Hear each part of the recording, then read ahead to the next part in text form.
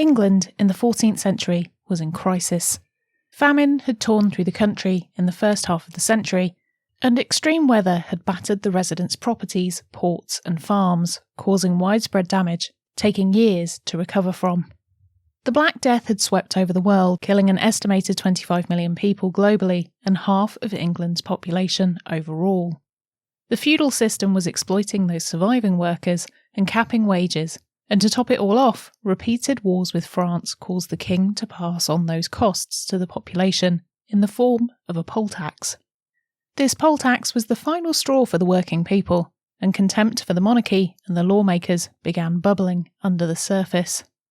When the king died and his 10-year-old son took to the throne, the peasants knew what they had to do in order to convince the young boy that things needed to change. The only way to get what they wanted was to show their strength in numbers and march to London.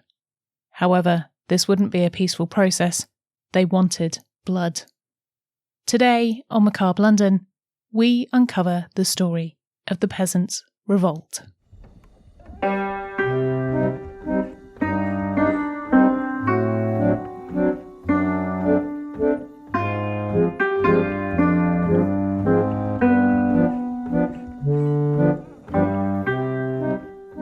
Welcome back to another episode. Thanks for joining me today. And if this is your first time watching or listening to an episode, then hi, my name's Nikki and I make podcasts and videos about all sorts of strange, gruesome and macabre history and weird and strange stories from around the globe.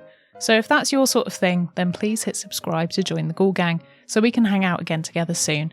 And if you're not new around here, then welcome back, old fiend. Nice to see you again. Now, for today's episode, we're not actually starting in London. I promise you we'll get back there during our tale, but our story starts in a tiny village in Essex. In May 1381, a tax had been levied upon the residents of England. In order to recoup some of the expenses that had been accrued during the 100 Years' War, taxes were imposed upon everyone. This tax was a standard fee, and it didn't matter whether you were a farmhand or lord of the manor. The cost incurred was the same for all residents, regardless.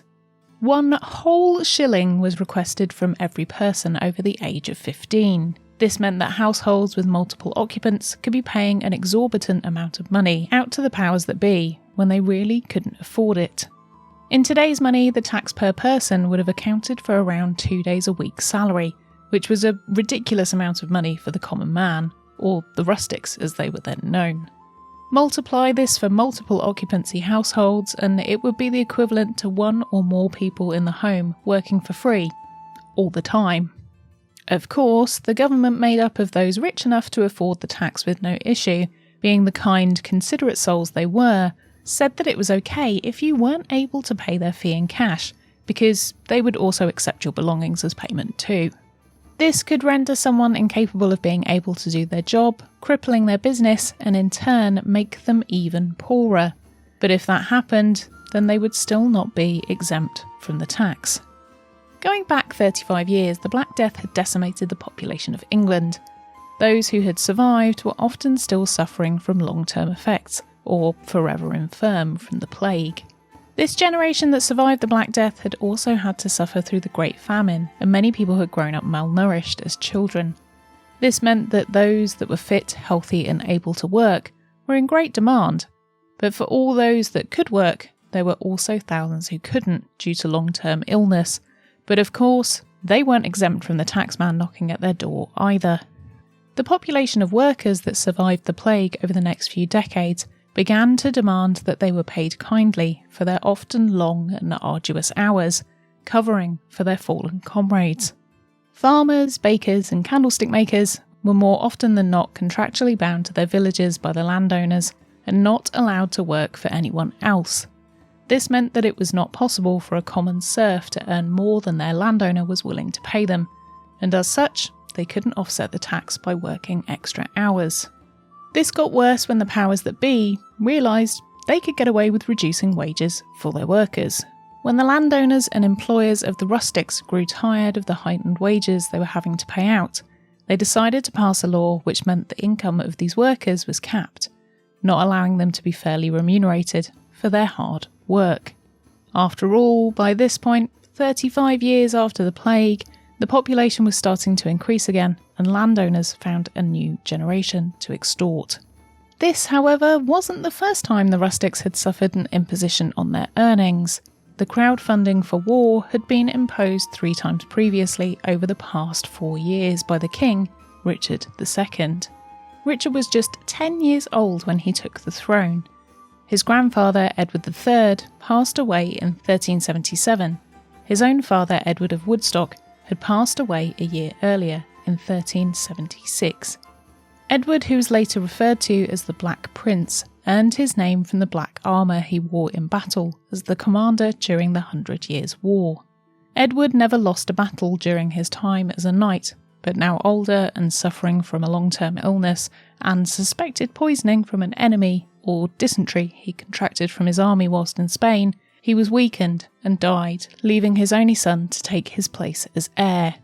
As we've seen before in previous episodes, when any child takes the throne, I'm looking at you, Edward VI, his courtiers took great advantage of the situation, exploiting his naivety and making decisions which were extremely beneficial to themselves and their friends, under the guise of them being the king's wishes. As little Richard was young and impressionable, his aides took advantage of their power and persuaded the king that taxes were the only way to continue to fund the war, bringing valuable funds to their army, and with the king agreeing, a poll tax was imposed across the country. With workers already miffed at the wages situation, the serfdom and yet another unreasonable tax imposed upon them, rumblings in villages about a way to evade the tax started to spread. To begin with, the authorities blindly believed that people were paying the tax, but when they started to do the maths and came up short, they realised that there were plenty of people that had seemingly disappeared from the records overnight, as the payments collected didn't equate to what they should be. One small village in Essex had been singled out as having its population apparently halved overnight. To rectify this problem, a tax collector by the name of John Bampton, accompanied by 2 protection officers, was sent to the village of Fobbing in Essex to investigate and to recover the missing money. Other nearby villages of Corringham and Stanford-le-Hope also suffered the same questioning and indignities from Bampton and his colleague. The villagers were dismayed at the methods used to collect the taxes and were mightily peed off with how they'd been treated. Even though the villagers were technically in the wrong in the eyes of the government, for a society which was predominantly based on trust, the villagers felt they were being betrayed by those they'd bent over backwards for, and certain lines were crossed which were a step too far, and tensions began to rise. With villagers refusing to pay, John went from village to village asking the residents to pay up, or they would suffer the consequences. As you can imagine, this didn't go well, and the sentiment from each village was the same. They told John to get bent. Following the failed village collection, people across the country started to question where their hard-earned money was going. 3 of the king's advisors were the subject of intense scrutiny from the rustics, and were regarded as implicit in bringing about the poll tax to put money in their own pockets, under the ruse of military funding. And there didn't seem to be any evidence to the contrary, which could convince the peasants otherwise. The Archbishop of Canterbury, Simon Sudbury, who was in his 60s by this point, had made his way through the ranks of the church, sticking close by the side of the royals he had served. He had been the one to crown King Richard II and subsequently held a high position in the court, and had great influence over the boy king and his decisions. King Richard made Sudbury Lord Chancellor, more than likely off the back of Sudbury's own suggestion to do so, and from that point onward, the rustics were well aware that he was one of the men they had to thank for the taxes that were being imposed upon them. Another one of the king's aides, Robert Hales, who was good friends with Richard's departed father, was also appointed Lord High Treasurer, and he too agreed with the taxation. Between him and Sudbury, they came up with the plan to pat down the pockets of the villagers, which went off the record and refused to pay up. This made the pair very unpopular with Joe Public. The rustics suspected, however, that the main leader behind the whole idea was John of Gaunt, the king's evil uncle. Gaunt had been part of the royal circle when his own father was alive. As the third son of Edward, Gaunt wasn't in line for the throne, but instead he schemed and manipulated his way through the teenage king to get exactly what he wanted. Gaunt was hugely disliked by the public for a number of reasons. Firstly, he was put in charge of the army after his brother Edward had to retire due to his ill health. The Black Prince, who was loved by the public for his bravery and tenacity, was replaced by a bumbling idiot who was no match for the Black Prince. Gaunt took over as the commander of the 100 Years' War, and subsequently the army began losing. His actions as an awful leader caused a lot of troops to die from starvation and exposure, and others defected as a result of his incompetence, and this did him no favours. John tried to emulate his brother's style of combat and manoeuvres, which were aggressive and violent, but as he was lacking in skill, all this did was sacrifice his men, making the army weaker. As a result of his actions, John then decided that the war was unwinnable, and so all that hard work was thrown away when he decided he might begin peace talks, none of which were discussed with the king.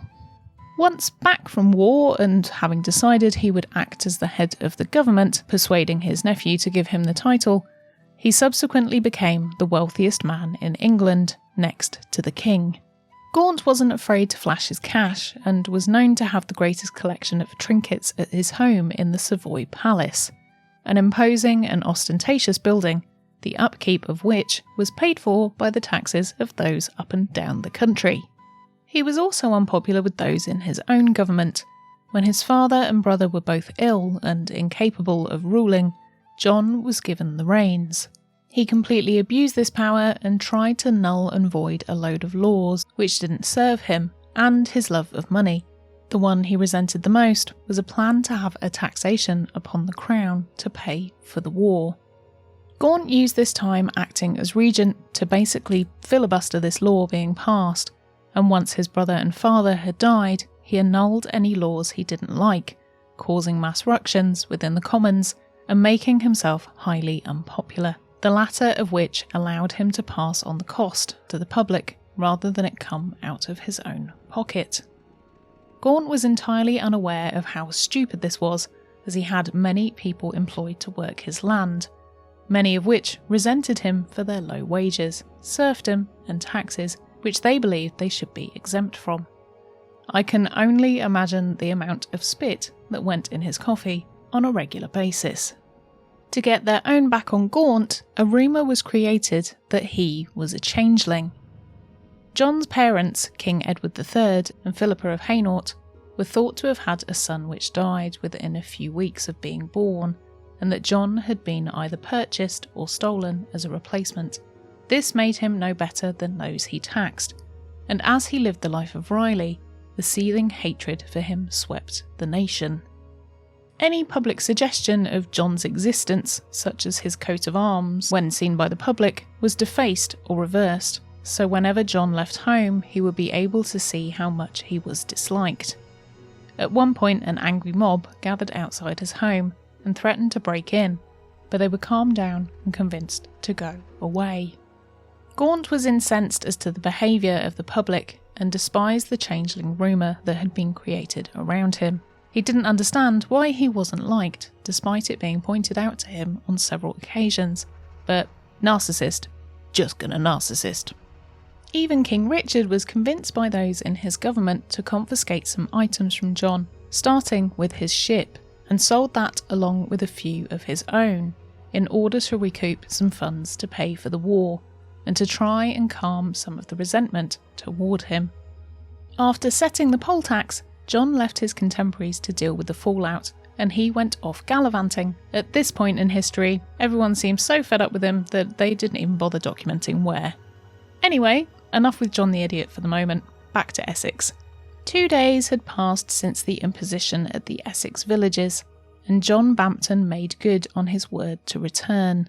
A few days earlier, John Bampton and his colleagues had tried but failed to collect taxes across the villages, and so he requested the townsfolk meet him in Brentwood. a larger and centralised village so he could collect the monies that everyone owed without having to travel. But during the time John and his tax clerks had been away, the townsfolk had been busy planning. In order to collect the taxes, and knowing that this was unlikely to go smoothly, Bampton had assembled a group of jurors from the local area, more than likely consisting of men who were landowners and not the rustics, so they would more than likely all be found guilty. The people knew that if they didn't pay, they would be arrested and imprisoned, and so the rallying cry went out to cause an obstruction to this process. The appointment of the jurors was spread across the 3 villages, and by the 1st of June, the peasants knew exactly who they were and who was set to betray them. When Bampton and his small band of soldiers arrived in the town square at Brentwood, the rustics had been busy planning for this moment and were ready and waiting. The population of all 3 villages, plus Brentwood, had now arrived, and they were armed. When John began addressing the crowd, one of the villagers, Thomas Baker, who, as his name suggests, was the local bread maker from the village of Fobbing, stood up for his fellow countryfolk and said that the people of Essex would under no circumstance be paying any more money to the government, as they'd already had enough from them. In retaliation, Bampton ordered Baker be arrested by his men, but angered and incensed at the injustice, the villagers protected Thomas and attacked the arresting officers. 3 of the soldiers were dragged off their horses by the rebels, dragged into the square, and beheaded in front of the baying crowd. A further 3 of the known jurors from the villages were also given the same treatment for their betrayal of their fellow villagers. It's assumed the same axe was used for all the executions, and so by this point, the blade would have been quite dulled. That's if it was even sharp in the first place. Seeing the bloodshed, Bampton fled for his life, and so did the remaining soldiers, but it wasn't over yet. Warrants were issued for the arrests of the rebels involved, and this only helped to anger the villagers further. As word got around and tax collectors started to visit more villages, the contempt for the government spread worse than the plague had in the years previously, and a plan began to form. If those who set the laws were executed, then there could be no laws. The rebels were building an army, and it would feast on blood.